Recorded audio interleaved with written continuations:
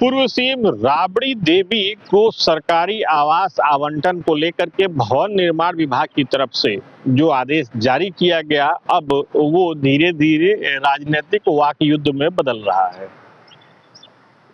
दरअसल आरजेडी का कहना है कि क्या बार बार अपमानित किया जा रहा है, वहीं बीजेपी का कहना है कि सरकारी आवास पर नियंत्रण राज्य की जनता का होता है, सरकारी आवास भवन निर्माण विभाग के तहत आता है। दरअसल मेरी मौजूदगी अभी 10 सर्कुलर रोड के ठीक सामने है। ये वही आवास है जहां राबड़ी देवी, लालू प्रसाद यादव और उनके परिवार के अन्य सदस्य रहते हैं। दरअसल 2006 से राबड़ी देवी को ये आवास आवंटित हुआ था और वो इस आवास में लगातार 2006 से रह रही हैं। अब इसी आवास को खाली करने को लेकर के एक आदेश भवन निर्माण विभाग की तरफ से जारी किया गया और उसके बाद से अब राजनीतिक आरोप प्रत्यारोप का दौर शुरू हो गया है। आरजेडी का कहना है कि पूर्व में भी ऐसी बात कही गई थी, क्या सरकार अपमानित कर रही है? आरजेडी की तरफ से मोर्चा संभाला पार्टी के मुख्य प्रवक्ता शक्ति सिंह यादव ने। शक्ति सिंह यादव ने क्या कहा, आप उन्हीं के शब्दों में सुनिए। 10 सर्कुलर रोड जो पूर्व मुख्यमंत्री श्रीमती राबड़ी देवी जी के नाम से आवंटन है और आज से नहीं 2006 के बाद से लगातार उसी आवास में वो रह भी रहे हैं। 20 वर्ष नीतीश कुमार जी के सेवा काल समाप्त हुए, भारतीय जनता पार्टी ने बागडोर संभाली बिहार की, फिर एक बार उसे वैकेंट करने के लिए, खाली करने के लिए आदेश निर्गत किया गया। मुझे हैरानी होती है कि यह जानबूझकर करके अपमानित करने के लिए किया गया है। जब स्वयं वो एलिजिबल हैं, वो विधान परिषद में नेता प्रतिपक्ष हैं, बावजूद भी खाली कराने की बकायद के पीछे घृणित राजनीति का एक हिस्सा है। हालांकि कोई मोह ममता नहीं है, सरकारी आवास है, सरकार चाहेगी तो खाली कराएगी और लोग हट भी जाएंगे, लेकिन मंशा तो स्पष्ट है ना कि आप चाहते हो कि अपमानित करें। तो बिहार की आवाम आपके हर कदमों को वाच कर रही है और देख रही है। मुझे मालूम है कि पीड़ा है कि उस आवास में वो क्यों रह रहे हैं, कहीं तो रहना ही है, लेकिन जो रह रहे हैं उसको हटा करके अलग कर देना।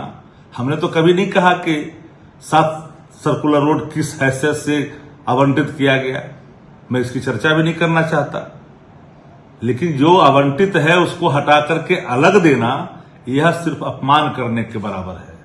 फिर भी मैं कह रहा हूं, कोई मोह ममता नहीं है सरकारी आवास से। खाली करने की स्थिति होगी, खाली कर दी जाएगी, सरकार का है।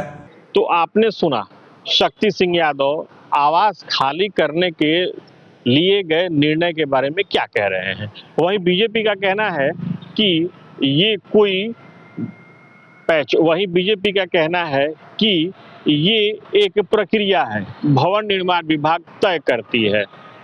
हालांकि बीजेपी का ये भी कहना है कि आरजेडी की संस्कृति ही है कि वो सरकारी चीज को भी अपना मानती है। बीजेपी का क्या कहना है, आप बीजेपी नेता के बयानों को सुनिए। देखिए, सरकारी संपत्ति को निजी संपत्ति मानना राष्ट्रीय जनता दल की नीति रह गई है। राष्ट्रीय जनता दल हर सरकारी संपत्ति को अपनी निजी संपत्ति मानता है। भवन निर्माण विभाग का यह विषय है। भवन निर्माण विभाग राबड़ी देवी जी को नोटिस दी है, तो इसमें इतनी बेचैनी क्यों है? यदि भवन निर्माण विभाग द्वारा 10 सर्कुलर रोड खाली करने के लिए बिहार की पूर्व मुख्यमंत्री श्रीमती राबड़ी देवी जी को नोटिस दिया गया है, तो इसमें राष्ट्रीय जनता दल को बेचैनी नहीं होनी चाहिए, क्योंकि वह सरकारी संपत्ति है और भवन निर्माण विभाग नियम व कानून के तहत ही इस प्रकार के नोटिस निश्चित रूप से भेजे होंगे। इसमें आपत्ति नहीं होनी चाहिए। 10 सर्कुलर खाली करने के बाद भवन निर्माण विभाग उनको बड़ा सा बंगला आवंटित करने का काम करेगी, क्योंकि वह बिहार के उप मुख्यमंत्री, बिहार के मुख्यमंत्री रही हैं। भवन निर्माण विभाग की कभी यह अपमानित करने की मनसा नहीं हो सकती है।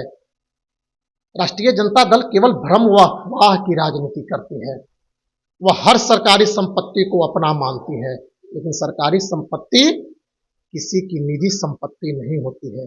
सरकारी संपत्ति पर अधिकार है तो वह बिहार की जनता का अधिकार है, वह राज्य की जनता का अधिकार है, किसी व्यक्ति का अधिकार नहीं होता है। तो आपने सुना, सरकारी आवास को खाली करने को लेकर के जो निर्णय सरकार के द्वारा लिया गया है, उस पर अब राजनीतिक आरोप प्रत्यारोप का दौर शुरू हो गया है। दरअसल ये लगभग दूसरा मौका है जब ऐसी खबर सामने आई है। इसके पहले भी ये खबर आई थी जब ये कहा गया था कि पूर्व सीएम राबड़ी देवी को ये 10 सर्कुलर रोड स्थित आवास को छोड़ना होगा। हालांकि तब सीएम नीतीश कुमार थे। उसके बाद ये खबर आई कि इस निर्णय को बदल दिया गया है, लेकिन अब फिर ये बात सामने आ गई है और आवास खाली करने को लेकर के अब आरजेडी और बीजेपी एक दूसरे के सामने खड़े हो गए हैं।